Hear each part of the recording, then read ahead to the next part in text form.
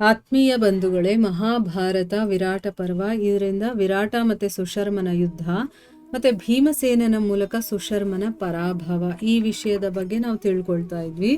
ಹೋದ ಭಾಗದಲ್ಲಿ ಭೀಮಸೇನ ಸುಶರ್ಮನನ್ನ ಬಿಡೋದಿಲ್ಲ, ಅಟ್ಟಿಸ್ಕೊಂಡು ಹೋಗಿ ಅವನನ್ನ ಕೊಲ್ಲಬೇಕು ಅಂತ ಹೋಗ್ತಾನೆ. ಆದ್ರೆ ಅವನು ಓಡೋದಕ್ ನೋಡ್ತಾನೆ, ಕೂದಲನ್ನು ಹಿಡ್ಕೊಂಡು ಅವನ ಮೇಲೆ ಮಂಡಿ ಊರಿ ಅವನನ್ನ ಗುದ್ದುತ್ತಾನೆ. ಅದರಿಂದ ಅವನು ಮೂರ್ಛನೆ ಹೊರಟೋಗ್ತಾನೆ. ಇದನ್ನ ನೋಡಿ ಅವನ ಸೈನ್ಯದವರೆಲ್ಲ ಭಯಭೀತರಾಗಿ ಅವರು ಓಡೋದಕ್ಕೆ ಶುರು ಮಾಡ್ತಾರೆ. ಆಮೇಲೆ ಆ ಪಾಂಡವರು ಏನು ಮಾಡ್ತಾರೆ, ಆ ಗೋವುಗಳನ್ನೆಲ್ಲ ಬಿಡಿಸ್ಕೊಂಡು ಹಿಂದಕ್ಕೆ ಪಡ್ಕೊಳ್ತಾರೆ. ಮತ್ತೆ ಸುಶರ್ಮನನ್ನ ಪರಾಸ್ತಗೊಳಿಸಿ ಅವನತ್ರ ಇದ್ದಂಥ ಹಣವನ್ನೆಲ್ಲ ಅವರು ಕಿತ್ಕೊಳ್ತಾರೆ. ಈಗ ಮುಂದುವರೆದೇನಾಗುತ್ತೆ ಅಂತಂದರೆ, ಭೀಮಸೇನನ ಕೆಳಗಡೆ ಬಿದ್ದಿರುವಂಥ ಸುಶರ್ಮ ತನ್ನ ಪ್ರಾಣವನ್ನು ಉಳಿಸ್ಕೊಳ್ಳೋದಕ್ಕೆ ಚಡಪಡಿಸ್ತಾ ಇದ್ದ.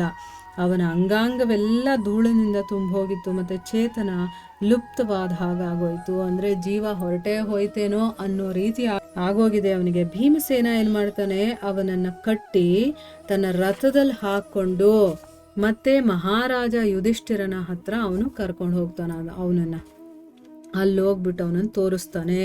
ಯುಧಿಷ್ಠಿರ ಏನು ಮಾಡ್ದ, ಅವನನ್ನು ನೋಡಿ ನಗ್ತಾನೆ. ಮತ್ತೆ ಭೀಮಸೇನನಿಗೆ ಹೇಳ್ತಾನೆ, ತಮ್ಮ ನರಾಧಮನನ್ನ ಬಿಟ್ಟುಬಿಡು ಅಂತ ಹೇಳ್ತಾನೆ. ಅಂದರೆ ನರರಲ್ಲೇ ಅಧಮನಾಗಿರುವಂಥವನವನು, ಅವನನ್ನು ಬಿಟ್ಟುಬಿಡು ಅಂತ ಹೇಳಿದಾಗ ಭೀಮಸೇನ ಸುಶರ್ಮನಿಗೆ ಹೇಳ್ತಾನೆ, ಅರೆ ಮೂಢ, ನೀನೇನಾದರೂ ಜೀವಂತವಾಗಿರಬೇಕು ಅಂತಿದ್ರೆ ನೀನು ವಿದ್ವಾಂಸರು ಮತ್ತು ರಾಜರ ಸಭೆಯಲ್ಲಿ ನಾನು ದಾಸ ಅಂತ ಹೇಳಬೇಕು, ಆಗ ಮಾತ್ರ ನಿನಗೆ ಜೀವದಾನವನ್ನು ಕೊಡ್ತೀನಿ ಅಂತ ಇಲ್ಲಿ ಒಂದು ಷರತ್ತನ್ನು ಹಾಕ್ತಾ ಇದ್ದಾನೆ.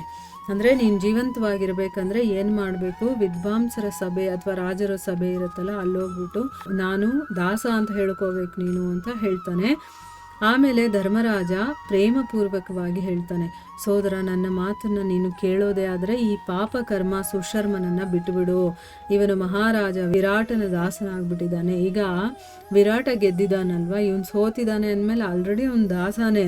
ಸೊ ಅದಕ್ಕೆ ಅವನನ್ನು ಬಿಟ್ಬಿಡು ಅಂತ ಹೇಳ್ತಾನೆ. ಆಮೇಲೆ ತ್ರಿಗರ್ತ ರಾಜನಿಗೆ ಹೇಳ್ತಾನೆ, ಹೋಗು, ನೀನು ಈಗ ದಾಸನಲ್ಲ, ಮತ್ತು ಯಾವತ್ತೂ ಈ ರೀತಿಯ ಸಾಹಸವನ್ನು ಮಾಡಬೇಡ.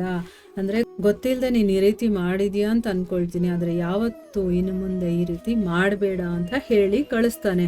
ಯುಧಿಷ್ಠಿರನ ಈ ಮಾತನ್ನ ಕೇಳಿ ಸುಶರ್ಮ ತುಂಬ ಲಜ್ಜೆಯಿಂದ ಮುಖವನ್ನು ಕೆಳಗಡೆ ಮಾಡ್ಕೊಳ್ತಾನೆ. ಮತ್ತು ಯಾವಾಗ ಭೀಮಸೇನ ಅವನನ್ನು ಬಿಟ್ಟು ಬಿಡ್ತಾನೋ ಆಗ ಅವನು ರಾಜ ವಿರಾಟನ ಹತ್ರ ಹೋಗಿ ಅವನಿಗೆ ಪ್ರಣಾಮ ಮಾಡ್ತಾನೆ. ಆಮೇಲೆ ಅವನು ತನ್ನ ದೇಶಕ್ಕೆ ಹೊರಟು ಹೋಗ್ತಾನೆ. ಮತ್ತು ಮತ್ಸ್ಯರಾಜ ವಿರಾಟ ತುಂಬಾ ಸಂತೋಷ ಪಟ್ಕೊಂಡು ಯುಧಿಷ್ಠಿರನಿಗೆ ಹೇಳ್ತಾನೆ, ಬನ್ನಿ ಬನ್ನಿ, ಈ ಸಿಂಹಾಸನದ ಮೇಲೆ ನಾನು ನಿಮ್ಮನ್ನು ಅಭಿಷಕ್ತನನ್ನಾಗಿ ಮಾಡ್ತೀನಿ. ಈಗ ನೀವೇ ನಮ್ಮ ಮತ್ಸ್ಯ ದೇಶದ ಸ್ವಾಮಿ.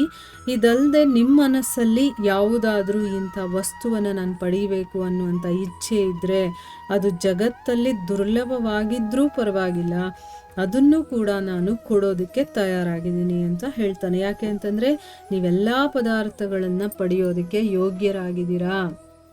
ಕೆಲವೊಂದು ಪದಾರ್ಥಗಳನ್ನು ಪಡೆಯೋದಕ್ಕೆ ಯೋಗ್ಯತೆಯನ್ನು ಪಡಿಬೇಕಾಗತ್ತೆ. ಆದರೆ ಇಲ್ಲಿ ಇವನು ನಿಮಗೆ ಎಲ್ಲ ರೀತಿಯ ಯೋಗ್ಯತೆಯೂ ಇದೆ.